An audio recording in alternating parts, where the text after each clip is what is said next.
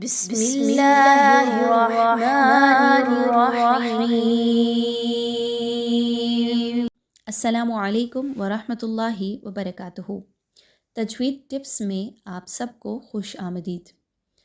آج کی کلاس میں آپ کو تجوید کی ایک بہت اہم ٹپ سیکھنے کا موقع ملے گا۔ اس کے لیے گزارش یہ ہے کہ آپ کی توجہ مرکوز ہے، توجہ کے ساتھ سنیے آج کا سبق۔ اس کے علاوہ اپنے مصحف کو اپنے ہاتھ میں رکھیے تاکہ جس سورہ کے بارے میں بات کی جائے آپ اس کو اوپن کر لیں اور اس کے مشکل لفظ کو آپ آسانی کے ساتھ سیکھ سکیں۔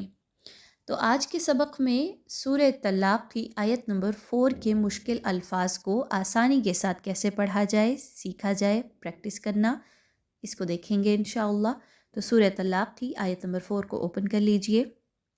تو آئیے چلتے ہیں اس کے مشکل الفاظ کی جانب۔ سب سے پہلی بات تو یہ کہ آیت کے شروع میں ہی ایک بہت ہی مشکل ورڈ آ رہا ہے۔ بہت سے اسٹوڈنٹس کو یہ آسانی کے ساتھ پڑھتے بھی نہیں دیکھا، اکثر لوگ یہاں پہ غلطی کر رہے ہوتے ہیں۔ اس لفظ کے ہجے کیسے کیے جائیں گے، سب سے پہلے اس کی طرف چلتے ہیں۔ تو سب سے پہلے دیکھیے کہ لام کے اوپر تشدید کی علامت آ رہی ہے۔ تشدید کی علامت کا آ جانا ہمیں یہ بتاتا ہے کہ یہاں پر یہ لام ایک بار نہیں 2 بار آ رہی ہے۔ ہم نے اپنے پچھلی قاعدے کی پلے لسٹ میں یہ چیز سیکھی کہ جس حرف کے اوپر تشدید آ جاتی ہے وہ حرف یہاں پر ایک بار نہیں 2 بار آ رہا ہوتا ہے۔ سب سے پہلے تو اس کے پچھلے حرف کے ساتھ ملا کر پڑھا جاتا ہے، اس کے بعد اس حرف کو اس کی اپنی حرکت کے ساتھ پڑھا جاتا ہے۔ تو یہ 2 چیزیں ذہن میں بٹھا لیجئے۔ سب سے پہلے پچھلے حرف کے ساتھ ملایا جائے گا۔ لام کے پیچھے کون سا حرف ہے؟ الف، بالکل، لیکن اس الف کے اوپر کیا کوئی حرکت ہے؟ نہیں، اس الف کے اوپر کوئی حرکت، کوئی علامت موجود نہیں ہے، یہ الف خالی ہے، اس لیے اس الف کو یہاں نہیں پڑھا جائے گا۔ اب بڑی غلط فہمی کیا ہے کہ کیونکہ واو کے اوپر زبر ہے اور اس کے ساتھ الف موجود ہے تو یہ چونکہ الف مدہ تو نہیں بن رہا، الف مدہ یہاں پر یہ نہیں بنے گا۔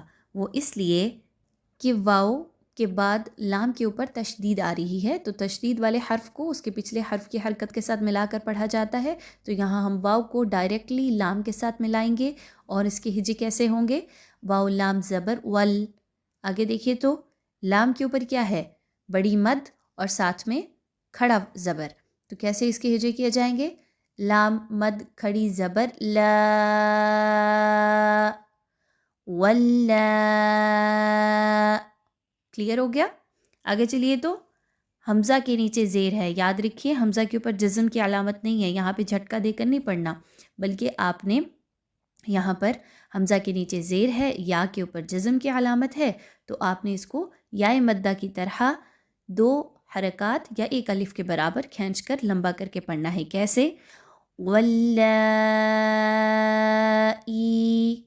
واللائی۔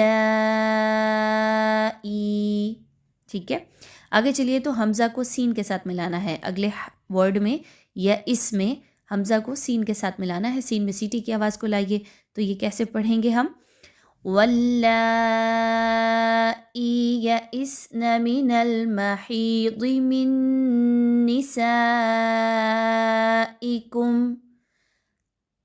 اسی آیت کے دوسرے حصے کی جانب چلیے۔ ثلاثة أشهر واللائی،